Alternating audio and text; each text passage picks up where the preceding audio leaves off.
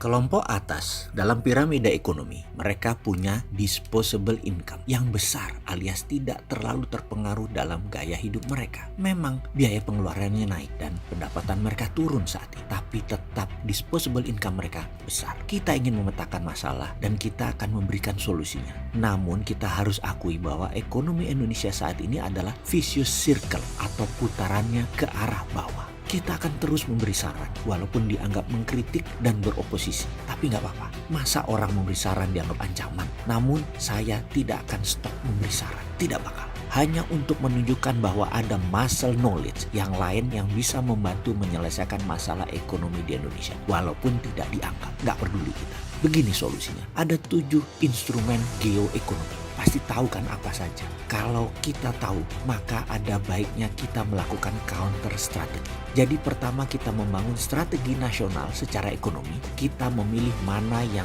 akan kita dominasi, mana yang akan kita mainkan di internasional, dan mana yang jadi alat tawar kekuatan nasional. Dalam dealing dan willing, alat tawar harus punya. Kalau tidak, bikin dulu roadmap-nya alat tawar ini. Kalau tidak, kita akan selalu jadi korban atau victim. Fakta saat ini kita tidak punya strategi nasional yang terbukti selama 4 tahun ini dan harus diakui. Dan jangan menyatakan dengan mengatakan ini masalah global. Tidak, buktinya apa? Singapura nggak kena impact tuh, Jepang, Taiwan, Korea Selatan nggak kena impact tuh karena mereka punya strategi ekonomi nasional. Yang nggak punya strategi ekonomi nasional ya pasti kena masalah. Masalah itu disebut masalah global. Oke, kita bantu bikin. Kita bantu dengan mengingatkan para pejabat. Ada 7 geoekonomi instrumen. Sudah tahu kan? Oke, kita lanjut. Kita jelaskan sedikit. Misalnya, kita semua tahu dalam 5 tahun terakhir Rusia mematikan gas dari Rusia ke Eropa lebih dari 3 kali demi mendapatkan harga murah barang impor dari Belanda, Belgia, dan Inggris masuk ke Rusia. Dan produk gandum dan wine Rusia harus diambil dengan harga tinggi oleh Belgia dan oleh Belanda karena produk Rusia itu dipajak tarif tinggi oleh Belanda dan Belgia.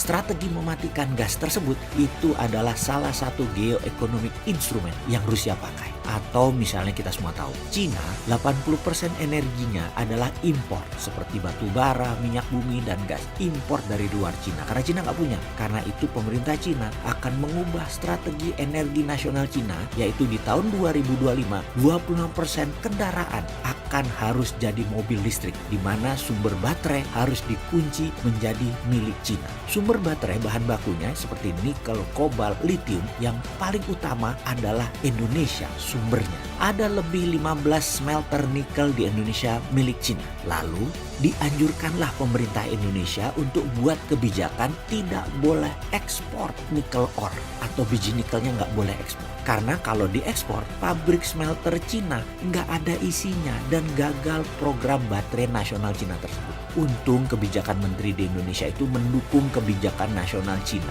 Jadi dibuatlah kebijakan yang mendukung kebijakan Cina itu di Indonesia. Selamat, sekali lagi, selamat Bu yang buat kebijakan itu. Cuman saya mau nanya, ini menteri presidennya tuh presiden Indonesia atau presiden Cina ya? Kok buat kebijakan selalu nguntungin Cina? Maaf loh ya, cuman tanya.